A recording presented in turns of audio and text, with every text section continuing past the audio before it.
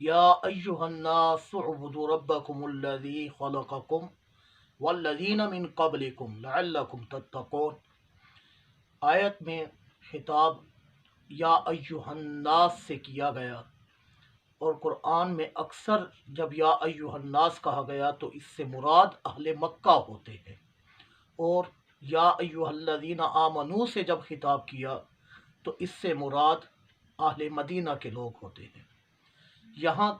خالق کائنات اپنی عبادت کا حکم ارشاد فرما رہا ہے کہ اے لوگو تم عبادت کرو الذی خلقکم،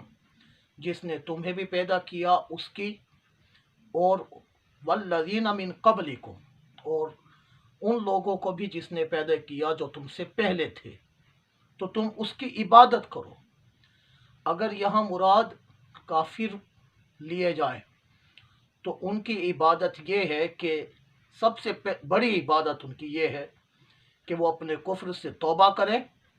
اور رب کائنات کے حضور حاضر ہو کر ایمان لے آئیں، تو ان کا ایمان لانا جو ہے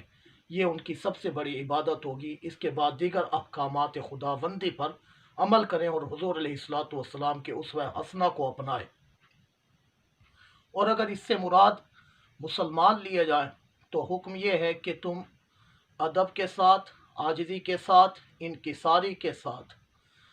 اللہ کے حکم کو مانو، اس کے رسول علیہ الصلاۃ والسلام کے حکم کو مانو، کیونکہ یہی اطاعت ہے، یہی فرما برداری ہے، یہی عبادت ہے۔ کیونکہ عبادت میں تھوڑی مشقت ہوتی ہے کہ کبھی ٹھنڈے پانی سے وضو کرنا پڑ جاتا ہے، اور گرم بستر چھوڑ کے کبھی مسجد میں حاضر ہوا جاتا ہے۔ تو خالق کائنات جل شانہ نے آیت میں خطاب کیا یا ایہا الناس سے، تاکہ یہ لوگ جب اس خطاب کی لذت کو پائیں گے کہ ساری کائنات کا رب مجھ سے ہم کلام ہو رہا ہے اور حکم دے رہا ہے، تو اس کے سامنے ان کی جو مشقت ہے وہ ختم ہو جائے گی، اور وہ اس محبت میں کہ رب کائنات کا حکم ہے، حکم کی بجا آوری کے لیے حاضر ہو جائیں گے۔ تو اس نعمت کی شکرانے پر اگر جان ہی قربان کر دی جائے تو بھی کم ہوگا، کیونکہ خالق کائنات جل شانہ جو کہ احکم الحاکمین ہے، اس کا حکم ہے کہ تم عبادت کرو۔ یہ عبادت کیا؟ اس پکارنے پر ہمیں رب کائنات جل شانہ اس بات کو سمجھنے کی توفیق دے کہ ہم اس کی عبادت کر سکیں۔ بہرحال اس مالک کریم جل شانہ کا کتنا بڑا احسان ہے کہ اس نے ہمارے قلب کو مثل زمین کے بنایا، اور اس قلب پر آسمان کی طرح کیا حضور نبی کریم صلی اللہ علیہ وسلم کی ذات والا صفات کو، اور اس آسمان سے جو بادل کے ذریعے سے پانی ٹپک رہا ہے، مثال کے طور پر وہ ایسے سمجھ لیں جیسا کہ قرآن ہے، اور اس قرآن کی آیات جب بندہ مومن کے قلب پر اترتی ہیں تو اس کا قلب جلا پاتا ہے، اس کی کھیتی بر آتی ہے،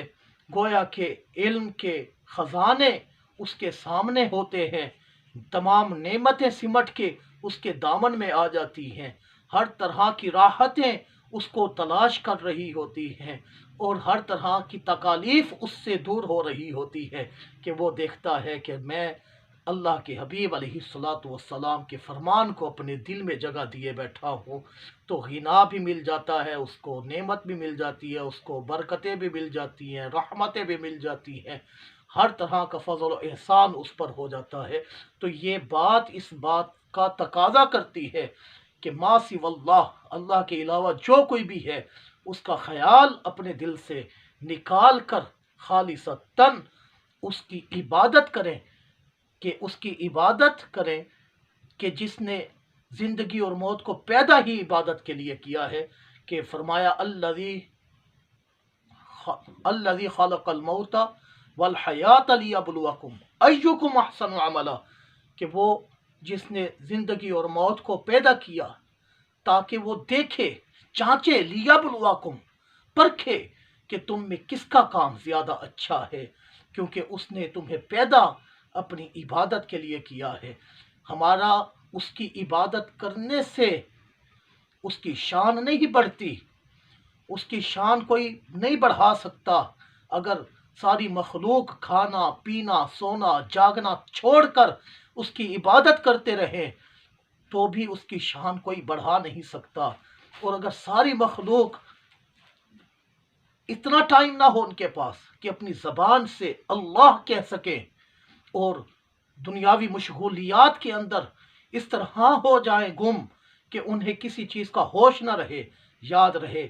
خالق کائنات بے نیاز ہے، اس کی شان کوئی گھٹا نہیں سکتا۔ ارے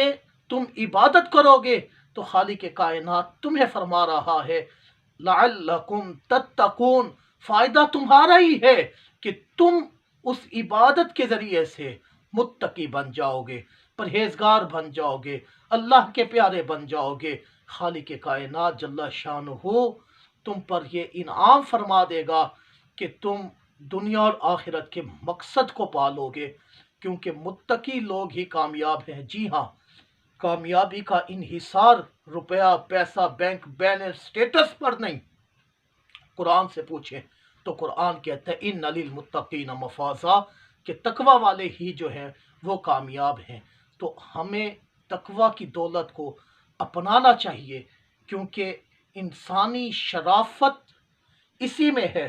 کہ وہ تقوی حاصل کرے اور مصروف عبادت رہے، کہ اسی میں ہی اس کی فلاح اور کامیابی ہے۔ اللہ ہمیں توفیق عطا فرمائے۔